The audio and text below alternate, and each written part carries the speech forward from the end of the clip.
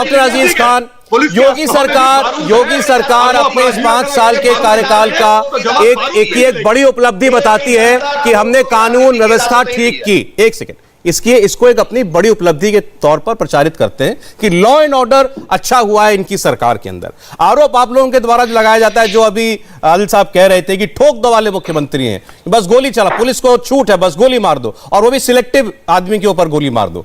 मुझे बताइए, एनकाउंटर होगा, गोली चलेगी, पुलिस पर गोली चलेगी, तो क्या पुलिस गोली न चलाए? यह सवाल पूछा जाता है आपसे। देखिए सौरभ जी, मैंने बड़ी पेशेंस से सबकी बात सुनी, मुझे मौका दे। देखिए, मैं थोड़ा सा ब्रीफ करूं। अभी एनएसए की बात कर रहे थे। एनएसए हाईकोर्ट, इलाहाबाद हाईकोर्ट में 120 मुकदमे दर्ज हुए, जिसमें 94 हाईकोर्ट ने रद्द कर दिया और 70 मामलों में उत्तर प्रदेश सरकार को फटकार लगाई। ये दैनिक भास्कर की रिपोर्ट है, ये देखिए मेरे पास है। एक बात, पहली बात तो मैं बताना चाहूंगा, इन्होंने कहा साहब दंगाई और दंगा और मुजफ्फरनगर दंगा। मैं इनको एक रिपोर्ट देना चाहूंगा, राकेश त्रिपाठी जी नोट भी कर लें। 11 दिसंबर 2018 को हंसराज गंगराम अहीर ने, केंद्रीय मंत्री जो है, वो लोकसभा में उन्होंने बयान दिया कि 2014 और इसके करस्पॉन्डिंग 2017 के एंड में 32% कम्युनल राइट अधिक हुए, जिसमें 44 मौतें हुई हैं। एक बात तो आप जान लीजिए, कम्युनल राइट आपके रिज्यूम में बहुत ज्यादा हुआ है। एक बात और आपको बताऊं, इन्होंने कहा साहब सिब्बतुल्लाह अंसारी को ज्वाइन कराया। अरे बताइए ना कितने केस उनके ऊपर दर्ज है?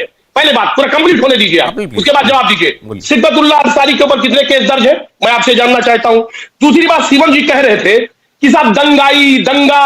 अरे मैं कहना यह चाह रहा हूं कि आप अपना गिरेवान झांको ना, गिरेवान में आप ही के केस में आप कह रहे हो साहब कानून व्यवस्था की स्थिति, और हमने इनकाउंटर किए। ये बताइए, मुकेश राजभर को आजमगढ़ में किसने मारा फर्जी इनकाउंटर में? रामजी पासी को किसने मारा? सुमित गुर्जर को किसने मारा बागपत में? एक लंबी फहरिस्त है। आपने 8000 इनकाउंटर जो किए हैं, उसमें मैक्सिमम 90% जो इनकाउंटर है वो फेक इनकाउंटर है। एक बात, पहली बात तो ये जानिए, देखिए इनकाउंटर कर देना, ठोक देना कोई हल नहीं है। और रही बात कानून व्यवस्था की, तो हाथरस में रात के अंधेरे में एक बेटी को आप जला देते हैं। आपके कानून व्यवस्था की स्थिति यह है कि व्यापारी गोरखपुर में मुख्यमंत्री महोदय के नाक के नीचे, वहां पर व्यापारी से वसूली के लिए आपका पुलिस तंत्र जो है वो उसको मर्डर कर देता है, मॉब लिंचिंग करता है। आप देखिए इस बात को, कासगंज में एक 5 फीट के लड़के को दिखाया जाता है, कासगंज में आतिफ को कि 2 फीट की हाइट से वो लटक करके उसने आत्महत्या कर लिया। अरे भाई कैसे कैसे गुमराह करेंगे? मैं जवाब ले लूं आपकी बात का डॉक्टर साहब? ठीक है, मैं जवाब ले रहा हूं आपकी बात, मैं आपकी बात का जवाब ले रहा हूं। जी ठीक है, राकेश जी पहले जवाब दे। एनकाउंटर फर्जी, एनएसए के मुकदमे फर्जी और बेलगाम पुलिस का आरोप। देखिए सौरभ जी, किसी भी एनकाउंटर में अगर किसी भी की मृत्यु होती है, किसी की मौत होती है, तो ये वेल सेटल्ड लॉ है। ये एनएचआरसी को जानकारी दी जाएगी, एनएचआरसी इस पूरे मामले की जांच करेगी और मैजिस्ट्रियल इंक्वायरी होगी।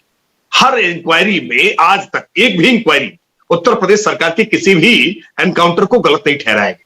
सारे मामले ये लेकर के हिलाते रहे हाईकोर्ट, उन्होंने वकीलों की बड़ी फौज लगा रखी है, आदिल जी की भी बहुत सारी फौज है वकीलों की। एक भी मामले को आज तक ये हाईकोर्ट में कहीं गलत नहीं ठहरा पाए।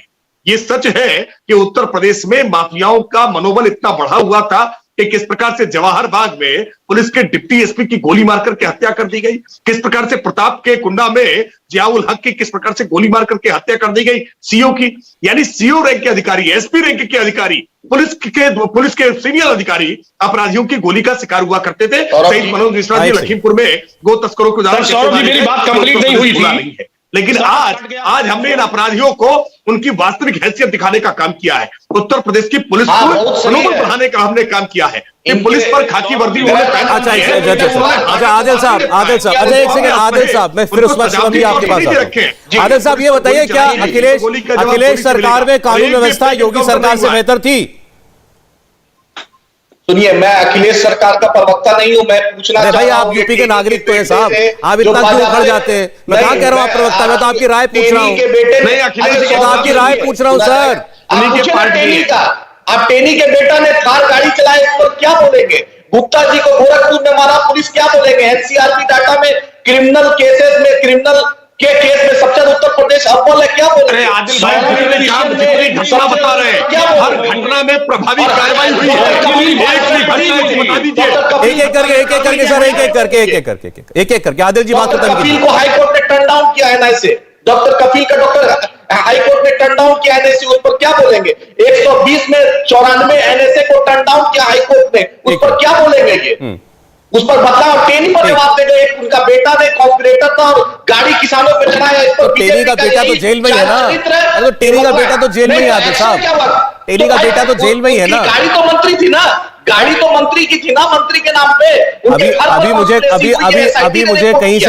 अभी मुझे कहीं से एक ये सफाई सुनने को मिली थी कि मुख्तार अंसारी के बड़े भाई पर कौन सा मुकदमा दर्ज है, मुख्तार अंसारी के भाई ने क्या किया है। तो ऐसे ये कहते हैं भाई टेनी साहब के बेटे, टेनी साहब का बेटा वहां मौके पर पाया गया था, जेल में डाल दिया है। जब पिता के ऊपर कुछ पाया जाएगा पिता को कर देंगे, ऐसा ये लोग कहते हैं, ऐसा इनका कहना है। अरे एक सेकंड डॉक्टर खान, आप शॉर्ट आप कह रहे हैं, आपकी बात रह गई थी सर, बहुत शॉर्ट में बोलेगा। विवेक, मैं शिवम त्यागी के पास जाऊंगा फिर। डॉक्टर जी सौरभ जी, मेरी बात कंप्लीट नहीं हुई थी। इन्होंने भी एसएसपी की बात की। मैं कह रहा हूं महोबा में जो मणिलाल पाटीदार अभी फरार है, उन्होंने इंद्रकांत त्रिपाठी की हत्या की थी, आज तक पुलिस आपकी पकड़ नहीं। भाई कानून व्यवस्था की स्थिति है। और रही बात अभी एनसीआरबी का आंकड़ा चल रहा था, वो तो मैं अभी दूंगा। लेकिन पत्रकारों की बात कहूं कि इंडिया प्रेस फ्रीडम 2020 का रिपोर्ट देखें कि 228 पत्रकारों पर भी हमला हुआ है सर सौरभ जी, जिसमें 14 पत्रकारों की हत्या हुई है, जिसमें निर्भीक सिंह और रमन सिंह भी शामिल है। एक बात समझिए सर, एनसीआरबी का आंकड़ा है महिलाओं पर उत्पीड़न 23% बढ़ा और उसके सेक्सुअल असाल्ट जो हुए हैं 19% बढ़े।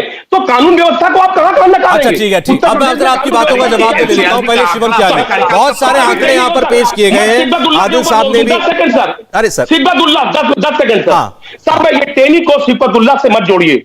यहां लखीमपुर के केस में टेनी जी उस पूरे एपिसोड में एफआईआर में दर्ज है, उनका नाम शामिल है, उनका नाम शामिल है, सिब्बतुल्लाह का नाम शामिल नहीं है कहीं पे। इसलिए उनसे इस बहस में एक बार मेरे प्रोग्राम में बहस बड़ी लंबी चली थी कि क्या जो भी प्रकरण हुआ था लखीमपुर खीरी में, उसमें जो मंत्री हैं टेनी, उनका नाम था। और बीजेपी के लोगों ने कहा कि नहीं था। उस वक्त किसी ने एफआईआर भी दिखाई थी कि इसमें वो उन पर कोई आरोप नहीं लगाया गया है। मैं केवल फैक्ट की बात कर रहा हूं, मैं केवल फैक्ट की बात कर रहा हूं। चलिए ठीक है, अगर आप ऐसी एफआईआर की कॉपी में लिखा है तो आप नहीं है तो बीजेपी के प्रवक्ता प्रस्तुत कर दे। बहरहाल शिवम त्यागी, बहुत सारे आंकड़े दिए गए हैं कि कानून व्यवस्था कैसे खराब हुई है, अपराध कैसे बढ़ा है यूपी में। देखिए, महत्वपूर्ण बात यहां पर यह है सौरभ शर्मा जी के उत्तर प्रदेश में जिस तरह की पुलिस 2012 से 17 के बीच में और उससे पहले हुआ करती थी, प्रदेश अच्छी तरीके से जानता है। 95% केसेस तो रिपोर्ट नहीं होते थे। इनकी सरकार में पूछ लीजिए, पत्रकारों को लेकर ये बड़ा सेंटी और बड़ा टची हो गए हैं। अजीज खान जी, आपके मुख्यमंत्री रहते हुए अखिलेश यादव जी ने एक महिला पत्रकार से कह दिया था, महिला पत्रकार ने सवाल पूछा कि सर वो रेप हुआ था आपके यहां पे, कहते वो आपका तो नहीं हुआ ना, तो ठीक है खुश रहिए। पत्रकारों को लेकर आप आज इतने सेंटी हैं। अभी 2 दिन पहले एक रैली में आपने एक पत्रकार को पकड़कर इतनी बुरी तरीके से पीटा, आप पत्रकारों की बात करते हैं। और अगर बेटे या पिता के गलत कामों पर उसके रिश्तेदार को जेल भेजना या फिर उस पर केस चलाना जायज है, तो माफ कीजिए, फिर तो मुझे लगता है इस देश में आपकी पार्टी के अध्यक्ष, कांग्रेस के अध्यक्ष या किसी के अध्यक्ष, फॉर दैट मैटर AIMIM के अध्यक्ष को भी पद पर बने रहने का कोई अधिकार नहीं है। अजीज खान जी, आप देश के सामने झूठ बोल रहे हैं। 120B के तहत अजय मिश्र टेनी जी का कोई एफआईआर में नाम नहीं है। सुनिए, मैं बहुत देर से डॉक्टर साहब आपको भी सुनना चाहिए, डॉक्टर साहब सुनना चाहिए, आपकी बात सुनिए, आपकी बात इन लोगों ने सुनी। मैं आपसे बेहतर आवाज रखता हूं। अच्छा सुनिए डॉक्टर साहब, आपकी बात सुनी गई, आपकी बात सुनी गई, एक एक करके बोल रहे थे, ठीक सबकी बात आ रही है। महत्वपूर्ण बात, आप गलत को जवाब की बारी आएगी, ठीक कर दीजिएगा। अब गूगल कर लीजिए, 12 फरवरी 2016 अखिलेश यादव जी ने खड़े होकर विधानसभा के पटल पर कहा था कि हाँ मेरे कार्यकर्ताओं ने पुलिस वालों को पीटा है और ऐसी चीजों की जरूरत है। गूगल कर लीजिएगा। आप कैसी बात करते हैं? Law and order Uttar Pradesh में क्या था, उत्तर प्रदेश का नागरिक जानता है। और एक चीज बताइए, ये जो आपने लोगों को माननीय बनाया है, अतीक अहमद को किसने बनाया? आपने बनाया।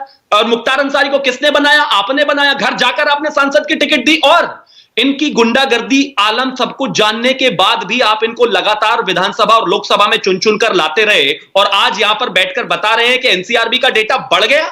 ये कोई एक दिन का जाल नहीं है, ये सुपर मुख्यमंत्री थे आपकी सरकारों में, आप पैर पड़ने जाते थे इनके घर पर। आज सिचुएशन ये है कि इनकी जब ये प्रॉपर्टीज जब्त हो रही हैं तो इनका जो दिया हुआ पैसा था, जो शायद समाजवादी के काम आता, जैसे वो परफ्यूम वाला काम आने वाला था, अब वो सारी योगी जी ने जो है गरीबों को दे दी, तो आज इनको दर्द है। इंडिया टीवी हर वक्त हर जगह डाउनलोड करने के लिए सर्च करें India TV news Google play store या ऐप स्टोर पर।